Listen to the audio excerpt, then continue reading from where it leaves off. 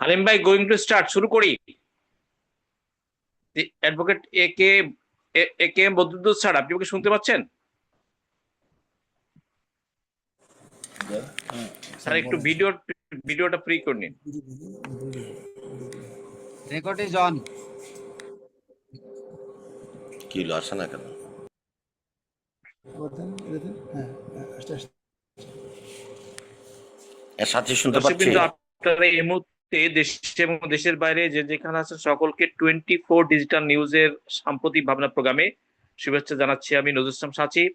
এই দেশ মানচিত্র আমার আপনার সকলের, democracy of the people and by the people for the পিপুল।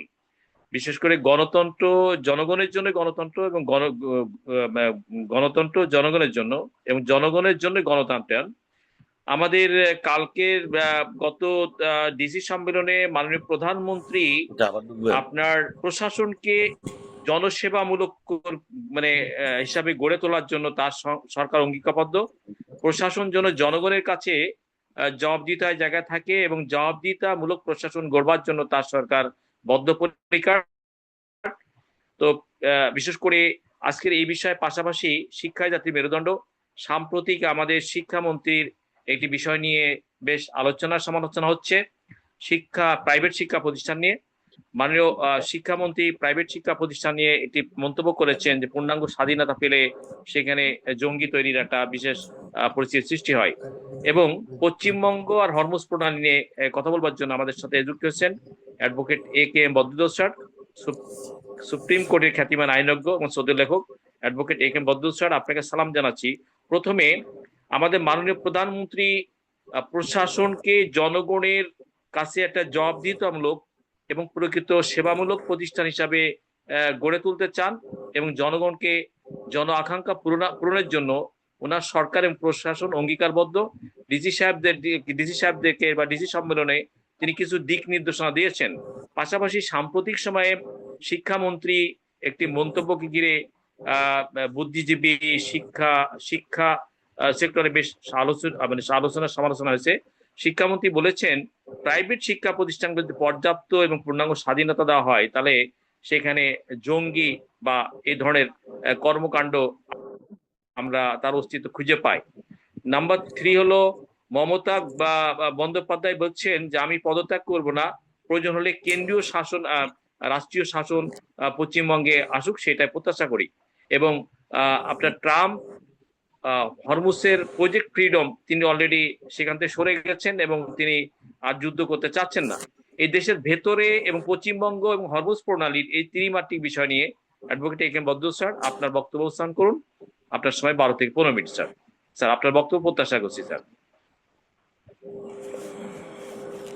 আমি প্রথমে বলছি যে তারেক রহমান প্রধানমন্ত্রী হওয়ার পর আমরা তো সরাসরি রাজনৈতিক অ্যাক্টিভিস্ট না, রাজনৈতিক পর্যবেক্ষক বলা যায়, সচেতন নাগরিক হিসাবে আমরা যেটা দেখি যে মানে তার যে স্টাইলটা নীরবে নিভৃতে যতখানি সম্ভব এবং ঢালাও প্রচারণায় না গিয়ে একটা চেষ্টা করছেন বেসংকোচ সেটাতে যাওয়ার। নির্বাচনী ম্যানিফেস্টোতে যে প্রতিশ্রুতিগুলা, ফ্যামিলি কার্ড, কৃষক কার্ড, কৃষি ঋণ মৌকুফ 10,000 পর্যন্ত, তারপরে খাল কাটা, এগুলো কিন্তু খুব দ্রুত তারা কাজ শুরু করে দিয়েছে। এটা আমি মনে করি একটা ভালো দিক। জুলাই সনদ বাস্তবায়ন নিয়ে বিএনপির অঙ্গীকার আছে, আবার বিরোধী দল জুলাই আদেশ নিয়ে দর কষাকষি করছেন। আমি মনে করি বিএনপির স্ট্যান্ড সঠিক। জুলাই সনদ বাস্তবায়নের একটা বাধ্যবাধকতা আছে, এটা সবাই দস্তখত করেছেন। জুলাই আদেশে রাজনৈতিক দলগুলো কোনো পক্ষ নয় এবং জুলাই আদেশ এইটা আলিরিয়াস কমিশন তারা যেটা করেছেন এটা একটা একটা আইন, এটা রাষ্ট্রপতির ইয়েতে নিয়ে করা, এটা আইনগত ভিত্তিও দুর্বল। কিন্তু জুলাই সনদ এইটা 1991 সনের 3 দলের রূপরেখার মতোই একটা রাজনৈতিক সমঝোতার দলিল, এটা পলিটিক্যাল আন্ডারস্ট্যান্ডিং, এটা রাজনৈতিক ঐক্যমত, এটা বাস্তবায়ন করা উচিত। বিশেষ করে judicial appointment council, supreme court সচিবালয়, মানবাধিকার কমিশনের আইন রহিত হয়ে যাওয়ার পরে যে উদ্বেগ তৈরি হয়েছে সেটা দূর করার জন্য এইসব আইন আগামী অধিবেশনে প্রয়োজনীয় সংশোধন করে নিয়ে আসা উচিত, যাতে জুলাই সনদ বাস্তবায়নে বিএনপির অঙ্গীকার নিয়ে কোনো আস্থার ঘাটতি তৈরি না হয়। বাদবাকি আমি মনে করি অন্য যে কোনো সরকারের প্রথম 2 মাস 3 মাসের চেয়ে এই সরকারের প্রথম 2 মাস 3 মাস অত্যন্ত ব্যতিক্রমধর্মী। বিজয় মিছিল নেই, হল দখল নেই, শিক্ষা প্রতিষ্ঠান দখল নেই, টেন্ডারবাজি ব্যাপক হারে যেটা শুরু হয় পরিবর্তনের পরে পরে তা অনেকটাই নিয়ন্ত্রিত। এটা একটা ভালো দিক।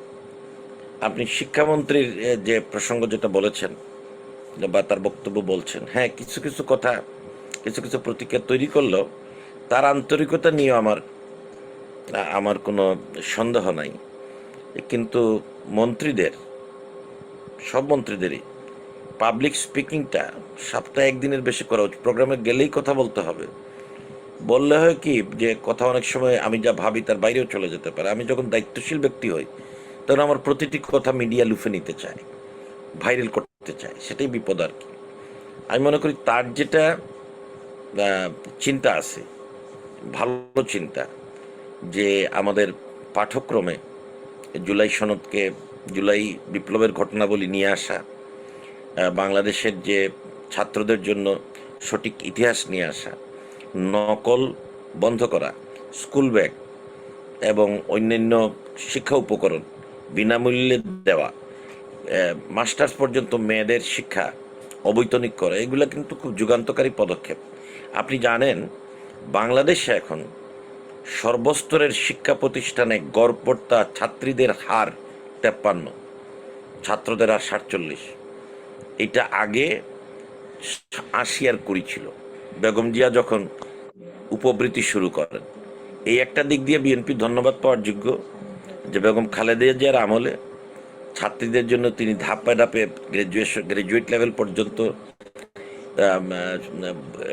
অবৈতনিক শিক্ষার ব্যবস্থা করায় এবং এবং নারী শিক্ষাকে বিভিন্ন ধরনের প্রণোদনা দেওয়ায় আমাদের এখানে শিক্ষার হার বেড়ে এখন মেয়েরা কিন্তু বিশ্ববিদ্যালয়, কলেজে, মাদ্রাসার সর্বত্র হার কিন্তু মাদ্রাসা একটু ছেলেরা অনেক বেশি আছে এখনো, কিন্তু মহিলা মাদ্রাসার সংখ্যাও কম না। আর জেনারেল এডুকেশনে কিন্তু ছেলে 47, মেয়ে 53, সন্তোষজনক। এবার আছেন ফরমোজ। আপনার যুক্তরাষ্ট্র চুক্তির আগেই বলছে যে ইরান যুদ্ধের সমাপ্তি হয়ে গেছে।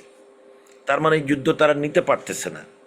তাদের এই যুদ্ধে ক্ষতির পরিমাণ $31 বিলিয়ন। তাদের 13 জন সদস্য জানামতে নিহত হয়েছে এবং তাদের যে উপসাগরীয় দেশগুলোতে রাডার এবং অন্যান্য স্থাপনা ব্যাপক ক্ষতিগ্রস্ত হয়েছে। যুদ্ধজাহাজ তারা প্রকাশ্যে বলছে না, কিন্তু বড় বড় যুদ্ধজাহাজগুলো কিছু না কিছু ক্ষতির শিকার হয়েছে। এ কারণে আমেরিকাই প্রথম বুঝতে পারছে যে তাদের এই যুদ্ধ চালিয়ে নেওয়ার সক্ষমতাই হয়তো নেই। এবং মার্কিন প্রেসিডেন্ট আজকে এই যুদ্ধে ব্যাপক ক্ষয় হয়েছে, সামরিক ক্ষয়ক্ষতি, মধ্যপ্রাচ্যে তাদের বন্ধুদের সাথে দূরত্ব তৈরি হয়েছে এবং তারা নেটোর সাথে দূরত্ব তৈরি হয়েছে। ইউরোপকে সবসময় পাশে পাইতে এবার পাশে পায় নাই। সুতরাং এইসব কারণে এইটা হচ্ছে। এই জন্য আমি ইরানকে ধন্যবাদ দিব যে পরাশক্তিগুলোর মধ্যে যে একটা ধারণা ছিল তারা যা চায় তাই করতে পারে, সেটা কিন্তু ইরান ভুল প্রমাণ করে দিল। এখন পরীক্ষা রাশিয়াকে ইউক্রেন থেকে চলে যাওয়া উচিত, কারণ রাশিয়ার কিছু এলাকায় ইউক্রেনের ড্রোন হামলার কারণে আকাশ থেকে কালো পানির বৃষ্টি হচ্ছে, যেটা খুব বিপজ্জনক বলে উল্লেখ করছেন তার বিশেষজ্ঞরা। ফলে আমি মনে করি ইউক্রেন যুদ্ধ থেকে রাশিয়ার চলে যাওয়া উচিত। আসেন এবার ভারত প্রসঙ্গে। ভারতে মোদিবিরোধীদের অনেকাংশেই নিশ্চিত করা হয়ে গেছে ভারতে, এবং সেখানে একটা অঘোষিত একদলীয় শাসন এটা শুরু হয়ে গেছে এবং সেখানে নির্বাচন পদ্ধতি আছে, গণতন্ত্র আছে, কিন্তু সেটা নিয়ন্ত্রিত বলে মনে হয়। নির্বাচন কমিশন আমার কাছে এখন খুব নিরপেক্ষ বলে মনে হচ্ছে না, যে কাণ্ড কারখানা দেখছি। তা এখন অন্যদিকে সবচেয়ে প্রাচীনতম দল কংগ্রেস দুর্বল থেকে দুর্বলতর হয়ে পড়ছে। মোদির সামনে বাধা ছিল, কঠিন বাধা ছিল আপনার আম আদমি পার্টি দিল্লিতে। আপনি দেখেছেন তারা কিভাবে মুখ্যমন্ত্রী থাকা অবস্থায় কেজরিওয়ালকে তারা জেল খাটাইছে। মমতা ব্যানার্জির অবস্থা দেখেন, পশ্চিমবঙ্গের একটা আহ, অসাধারণ জনপ্রিয় একজন নেত্রী, যিনি মুসলিম বান্ধব, ঈদের নামাজের যাওয়ার জন্য যাকে সমালোচনার শিকার করা হচ্ছে, তাকেও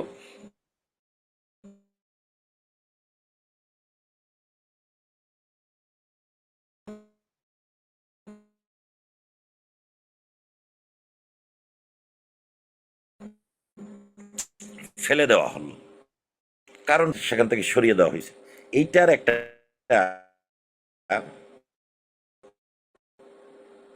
একটা প্রভাব দক্ষিণ পূর্ব এশিয়ায় পড়বে। কিন্তু দক্ষিণ পূর্ব এশিয়ায় পশ্চিমবঙ্গটা আমাদেরকে যতটা স্পর্শ করে ভৌগোলিকভাবে এবং ভাষাগতভাবে, সংস্কৃতিগতভাবে, অন্যত্র ততটা প্রভাব বিস্তার করবে না। ফলে আমাদের সীমান্তে পুশিনের ঘটনা ঘটতে পারে। আমাদের সীমান্তে যে সীমান্ত এলাকার লোকজন দ্বিপাক্ষিক সুবিধাজনক যে বাণিজ্যটা করত, কোনো ধরনের কাস্টমস, কোনো নিয়মকানুন ছাড়া, সেগুলোর উপর তারা হয়তো চড়াও হতে পারে। কাঁটাতারের বেড়া যেখানে হয়েছে হয়েছে, আরও নতুন নতুন কাঁটাতারের বেড়া হতে পারে। আমি তিস্তা নদীর পানি নিয়ে আরও ভুগতে পারি। আমাদের পার্বত্য চট্টগ্রামে উস্কানিমূলক আচরণের পুরো সম্ভাবনা আছে, কারণ পশ্চিমবঙ্গ থেকে তো সেটা ইজিলি করা যায়। ভারতের অন্যান্য রাজ্যের চেয়ে পশ্চিমবঙ্গের আয়তন বেশি, জনসংখ্যা বেশি, লজিস্টিক্যাল সাপোর্ট বেশি, সেখান থেকে করা যায়। এই জন্য বাংলাদেশকে সতর্ক থাকতে হবে, কোনো উস্কানিতে পা দেওয়া যাবে না। বাংলাদেশে যে কোনো মূল্যে ধর্মীয় সম্প্রীতি বজায় রাখতে হবে। আমাদের মন্দির, আমাদের হিন্দুদের ধর্মীয় প্রতিষ্ঠান স্থাপনা, তাদের বাড়িঘর সুরক্ষা দিতে হবে, আলাদা মনোযোগ দিতে হবে।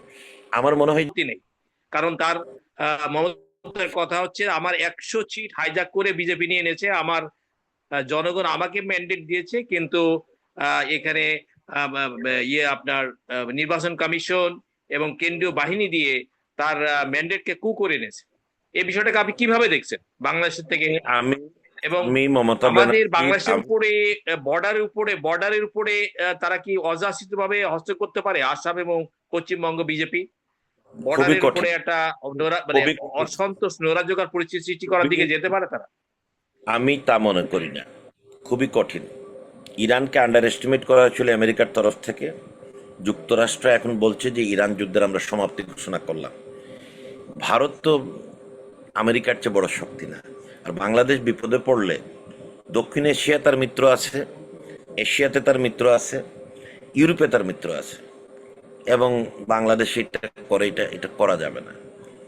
বাংলাদেশের সীমান্তে ভারতের সমস্যা বাংলাদেশের চেয়ে বেশি। আপনি ধরেন আসাম থেকে আপনি পশ্চিমবঙ্গে যদি যান, সড়ক পথে যান, দিনকে দিন চলে যাবে, 2-4 দিন সময় চলে যাবে। আপনি যে কোনোভাবে যদি পশ্চিমবঙ্গের ত্রিপুরা যান, বাংলাদেশের আকাশসীমা ব্যবহার করতে হবে। আমি কিন্তু ইউনিফাইড, একটা যুদ্ধ যদি লাগে আমার কোনো বিমান ত্রিপুরা দিয়ে ঘুরে কুমিল্লা যাওয়া লাগবে না, তাই না? আমি আমার এলাকার ভিতরে কোনো আকাশসীমা কোনো দেশের আমাকে নিতে হবে না, কোনো সমুদ্রসীমা কারো কাছ থেকে হায়ার করতে হবে না, কারো দয়ার উপর আমি থাকবো না। এটা ভারতের যুদ্ধে, তো ভারতের জন্য আমি বাংলাদেশের যুদ্ধ করে আমি কোনো সুবিধাই দেখি না। কিছু ক্ষতি করবে, কিছু লোক মারা যাবে, কিছু স্থাপনা নষ্ট হবে, কিন্তু এখান থেকে ভারতের জিতার কিছু আছে বলে আমার মনে হয় না। আজকাল তো আপনি দেখতে পাচ্ছেন স্থলযুদ্ধের কোনো এখন আর কোনো গুরুত্বই নেই। একমাত্র লেবাননে ইসরায়েল স্থলযুদ্ধের সুবিধাটা নিচ্ছে, কারণ সেটা একটা পার্বত্য এলাকা এবং একটা রাস্তা, পুরো একটা দক্ষিণ লেবানন একটা মেইন রোড। তো ওই মেইন রোড সে 10 কিলোমিটার আগে গেছে, 2 দিকে পাহাড় আছে, কিন্তু পাহাড়ের উপর থেকে কিন্তু গজব আসতে পারে, আসছে অতীতে। পাহাড়ের উপর থেকে গেরিলারা নানাভাবে হামলা করে পুরো জিনিসটাই কিন্তু মেসাকার করে দিতে পারে। সুতরাং স্থল হামলা করে দেশ দখল নাই আর এখন। আমেরিকা পারে না ইরানে ঢুকতে। তো আমাদের এখানে এসে এটা বিমানে আপনি যদি আসেন, ভারতের বিমান বাহিনীর দুর্বলতা প্রকাশ হয়ে গেছে সাম্প্রতিক পাকিস্তানের সাথে যুদ্ধের সময়। আমাদের সাথে চীনের সম্পর্ক ভালো। সুতরাং আমি এটা মনে করি না যে ভারতের দিক থেকে সামরিক হামলা করে বাংলাদেশকে কিছু করা। ইরানে যদি আমেরিকা না পারে, যেখানে তার অনেক মিত্র ছিল এশিয়ায়, মধ্যপ্রাচ্যে, সেখানে কিছু করতে পারেননি। ভয়ে ইউরোপ চুপ থেকে গেছে যে আমরা আমরা এর মধ্যে জড়াবো না। সুতরাং এখানে তো সাউথ ইস্ট এশিয়ায় ভারত একমাত্র দেশ এখন যার কোনো বন্ধু নাই। আপনি আমার একটা নাম বলেন যে ভারত দক্ষিণ পূর্ব এশিয়া এই দেশের সাথে তার একটা ভালো সম্পর্ক আছে। সবাই তাকে সন্দেহ করে। তার সাথে ইরানের বন্ধুত্ব ছিল। চাহারবা পোর্ট, সামুদ্রিক পোর্ট ইরান, এটা ডেভেলপ করার দায়িত্ব এবং এটাকে চালানোর দায়িত্ব এই ডেভেলপমেন্ট কস্টের বিনিময়ে টার্নকি বেসিসে ভারতকে দিছিল।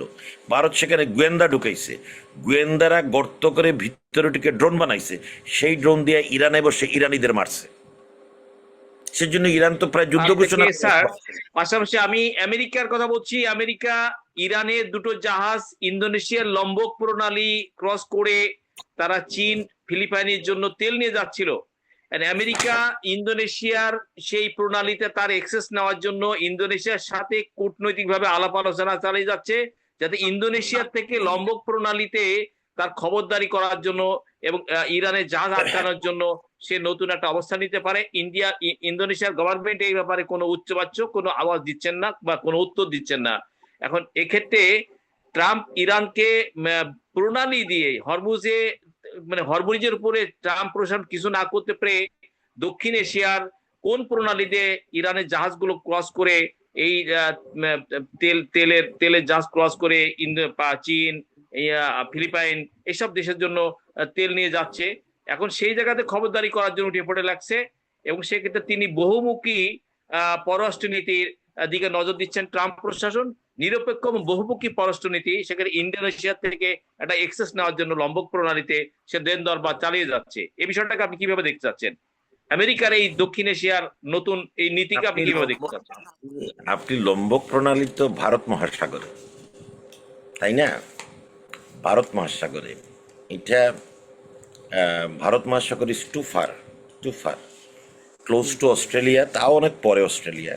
ইন্দোনেশিয়ার যে এলাকাটার কথা বলতেছেন সেটা হচ্ছে ভারত মহাসাগরে, এবং সেটা আপনার ওই জায়গায় গিয়ে কন্ট্রোল করলে ওখানে আপনার অনেকগুলা প্লেয়ার আছে।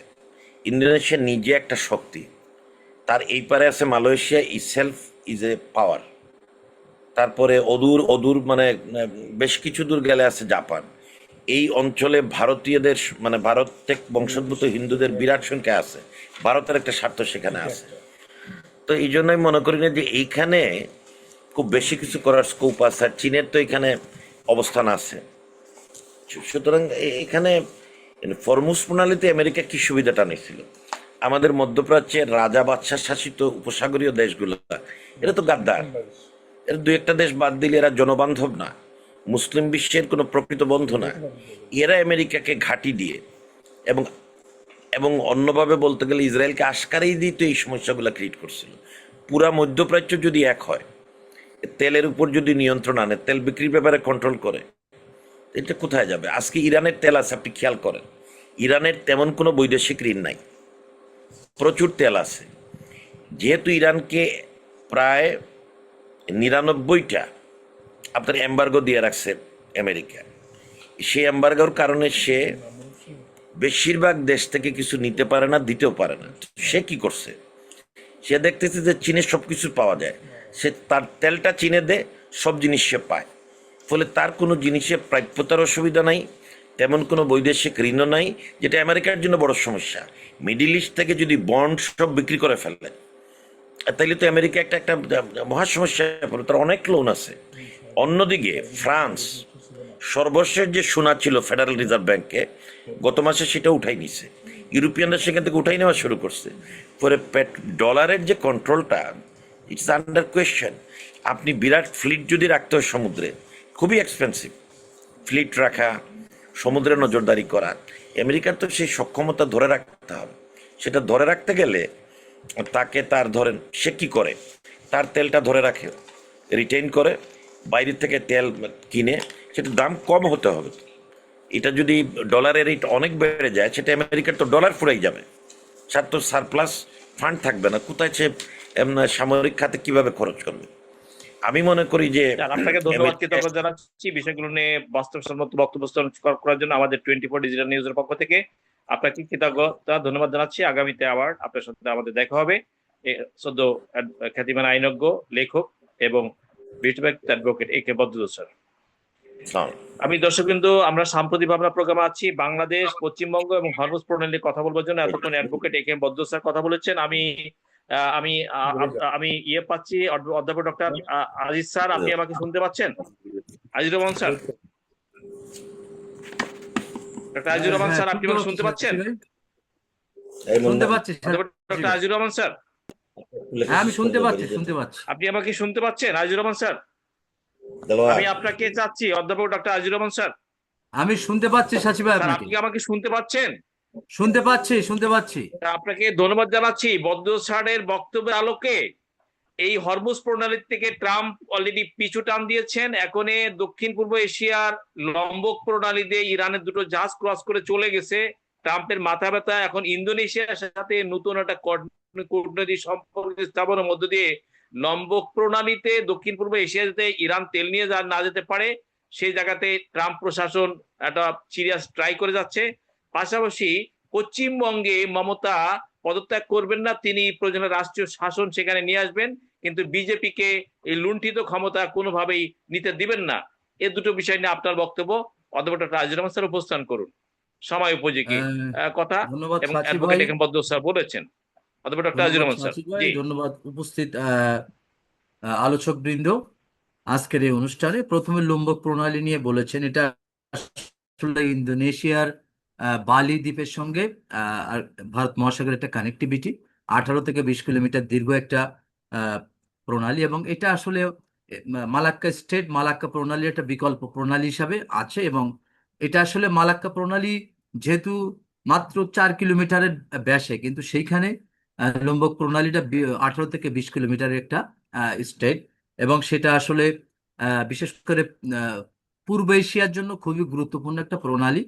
এবং আমেরিকার যে টার্গেট, আসলে আমেরিকা যেহেতু সুপার পাওয়ার, এবং সেই সোল সুপার পাওয়ার স্ট্যাটাস ধরে রাখার জন্য আমেরিকা তার সর্বশক্তি নিয়োগ করতেছে। এবং সে ইকোনমিক সাইডটাকে আসলে ফোকাস করেছে।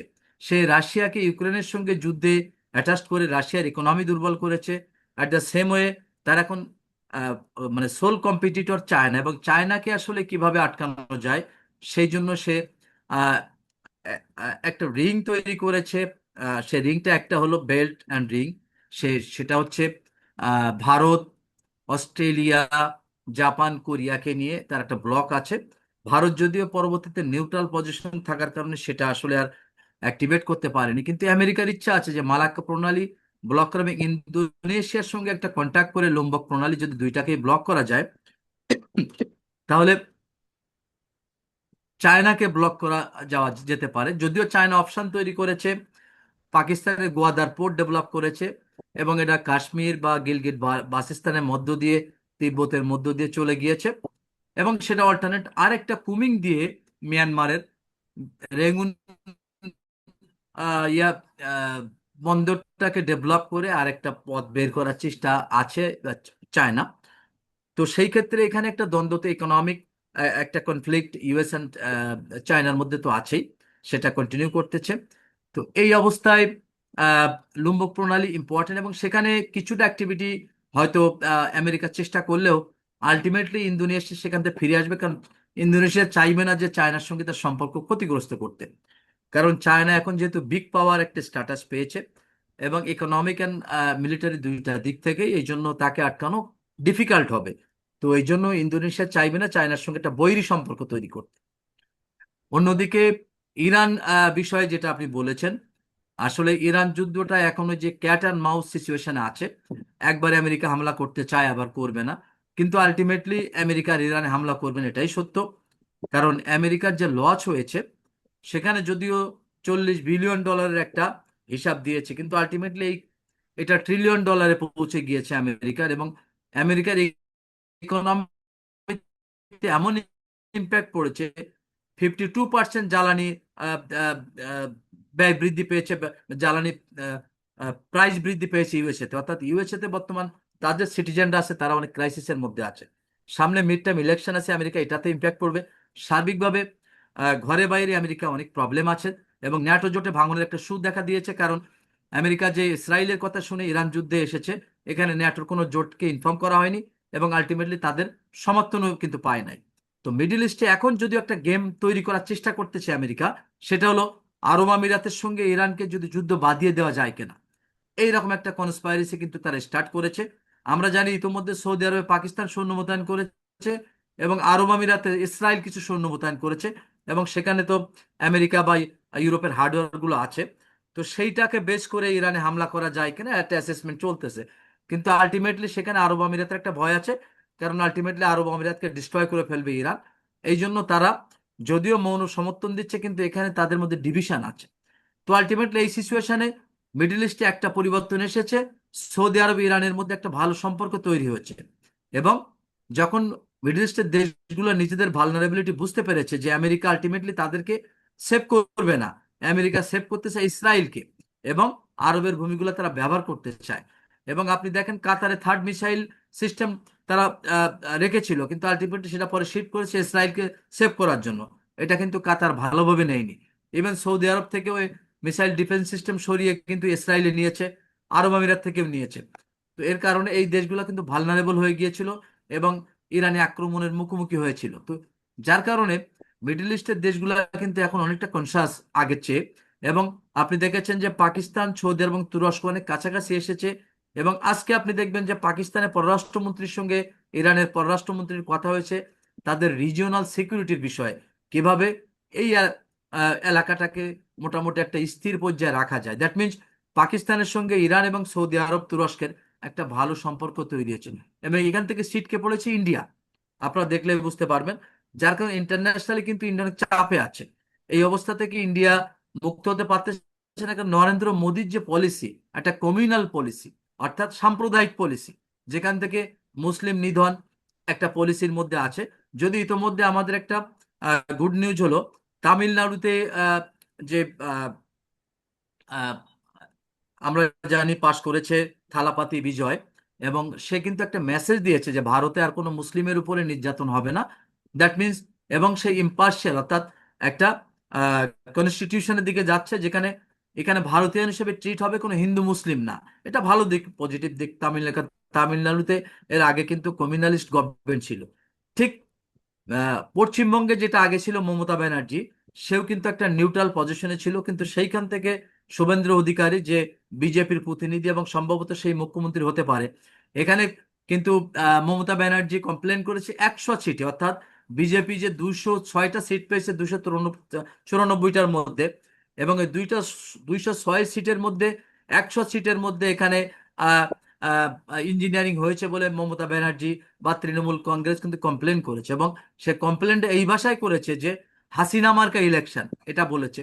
দ্যাট মিনস সেটা হতে পারে, কারণ সে মোটামুটি নিশ্চিত ছিল যে সে জয়ী হবে।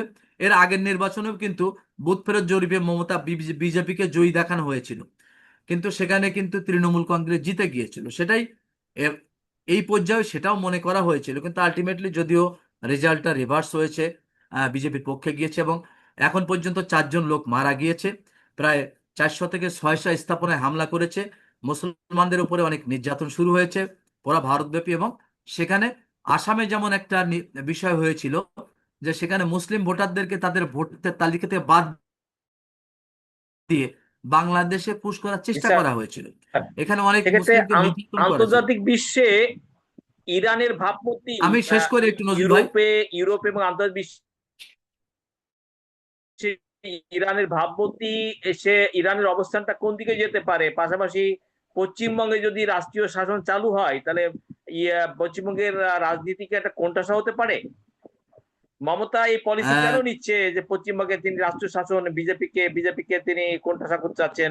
কারণ পশ্চিমবঙ্গে অরাজকতা দেখা দিচ্ছে, সেখানে বিজেপি আইন নিজের হাতে তুলে নিয়ে মাইনরিটির উপরে তাদের অ্যাসেট ধ্বংস করতেছে, তাদের এটা করতেছে সেটা করতেছে, নাজুক পরিস্থিতি। পাশাপাশি ট্রাম্প পিছু টান দিয়ে এখন ট্রাম্প বিকল্প রাস্তা খুঁজছেন। এই দুটো বিষয়টা আপনি আর 3 থেকে 4 মিনিট বলুন, এবং আপনার 3 থেকে 4 মিনিট বলার মধ্যে প্রোগ্রাম শেষ করবো। হ্যাঁ, সেটা হলো যে হ্যাঁ, আপনি পশ্চিমবঙ্গটা আমাদের যেহেতু আমাদের নাইবার একটা স্টেট, সেখানে আমাদের জন্য ইম্পর্টেন্ট। এটা আমাদেরও সিকিউরিটি ইস্যু, কারণ 94 লক্ষ মুসলিমকে ভোটার তালিকা থেকে বাদ দেওয়া হচ্ছে। এই ভোটার কোথায় যাবে? তাদেরকে বিজেপি একটা টার্গেট করেছে, তাদেরকে পুশ ইন করাবে বাংলাদেশে। এবং যেটা আসামে করা হয়েছিল সেম পরিস্থিতি কিন্তু ইন্ডিয়ার পশ্চিমবঙ্গে ওরা টার্গেট করেছে।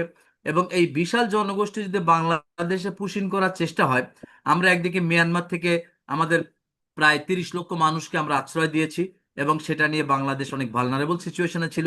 আবার যদি পশ্চিমবঙ্গ থেকে 94 বা 95 লক্ষ মুসলিমকে পুশ ইন করা হয়, আবার আসামে ঠিক সেম সিচুয়েশন। এটা দিয়ে আসলে বাংলাদেশকে একটা ডিস্টেবলাইজ একটা কান্ট্রি করার জন্য এবং বাংলাদেশে প্রবলেম তৈরি করার জন্য, আপনি দেখেন ইন্ডিয়া অলরেডি কিন্তু একটা ডিক্লেয়ার করেছে বাংলাদেশের সীমান্তে কুমির এবং সাপ ছেড়ে দিবে। তো আমরা আসলে যখন বলি যে আমাদের ইন্ডিয়া আমাদের ফ্রেন্ড, তো আমরা ফ্রেন্ড বলার ক্ষেত্রে কিন্তু এখানে আলটিমেটলি ফ্রেন্ডের যে বৈশিষ্ট্য আমরা কিন্তু 56 বছরে দেখি নাই। হয়তো ইন্ডিয়া আগে সাইলেন্ট ছিল 2001 সালের আগে, কিন্তু 2001 সালের পর থেকে কিন্তু তারা প্রকাশ্যে এসেছে এবং প্রকাশ্যে এসে বাংলাদেশের বিরুদ্ধে অবস্থান নিয়েছে। আমরা দেখি ইতোমধ্যেই বিগত সরকার আমলে পিলখানা ঘটনায় অলরেডি প্রমাণিত যে ইন্ডিয়ার একটা হস্তক্ষেপ ছিল।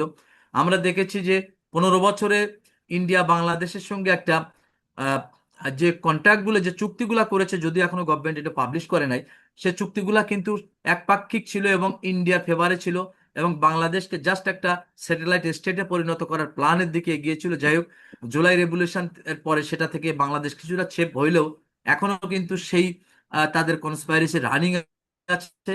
সেটাকে কন্টিনিউ করে বাংলাদেশকে অস্থিতিশীল করে এই বাংলাদেশটা কিভাবে ক্যাপচার করা যায় এই চিন্তা কিন্তু ইন্ডিয়ার। কারণ তারা শুধু সেভেন সিস্টারের একটা অজুহাত দিচ্ছে মাত্র, কিন্তু এই সেভেন সিস্টার বাংলাদেশ আসলে কখনোই এমন কোনো পলিসি ডেভেলপ করেনি যে অন্য দেশে হস্তক্ষেপ করবে অন্য দেশের। কিন্তু এটা একটা সাজানো নাটক ইন্ডিয়া তৈরি করেছে, যে নাটকের মাধ্যমে বাংলাদেশটাকে কিভাবে অস্থির করা যায়, বাংলাদেশটা যাতে ডেভেলপ না হতে পারে। বাংলাদেশের যে ইনফ্রাস্ট্রাকচার, যে ম্যান পাওয়ার, আপনি যদি বিশ্বাস করবেন না যে ইউরোপের যে টোটাল পপুলেশন বা টোটাল ম্যান পাওয়ার ঠিক সেম ম্যান পাওয়ার বাংলাদেশে। বাংলাদেশের জনসংখ্যা প্রায় 8 করোড়, 8 কোটি মানুষ কিন্তু ওয়ার্কিং পপুলেশন।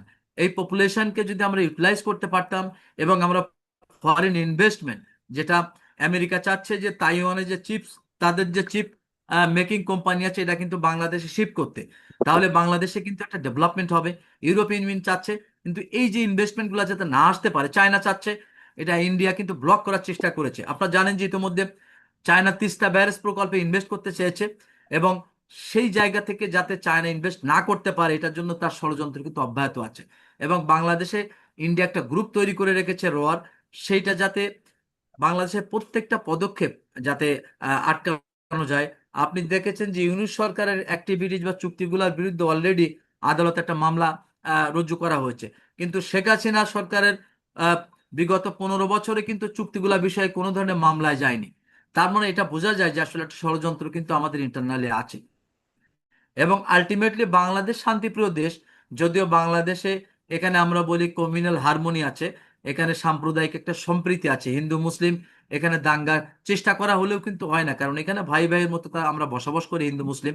কিন্তু ভারতবর্ষে আপনি দেখেন যে ভারতে এটা আসাম, পশ্চিমবঙ্গ, গুজরাট, আমরা দেখি যে তামিলনাড়ু, ওই রাজ্যগুলোতে কিন্তু মুসলিমরা ব্যাপকভাবে নির্যাতিত হয়।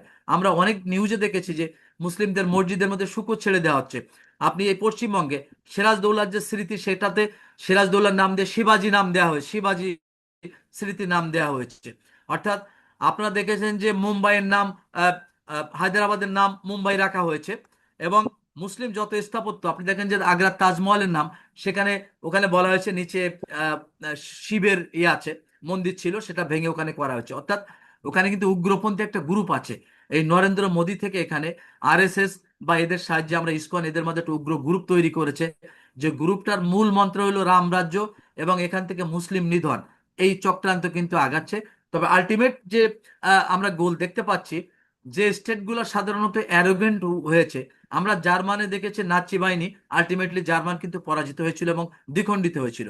তো ভারতের ভাগ্যে হয়তোবা এইটাই আসতেছে যে যেভাবে মুসলিম নিধনের দিকে যাচ্ছে, আলটিমেটলি ভারত ভেঙে যেতে পারে। কারণ যদি ভারতের দাঙ্গা তৈরি হয়, এতগুলো সংস্কৃতির মানুষ কিন্তু একত্রে রাখতে পারবে না। আপনি জানেন পৃথিবীতে একটাই মাত্র দেশ ভারত, যার কোনো প্রতিবেশীর সঙ্গে কিন্তু সম্পর্ক নেই।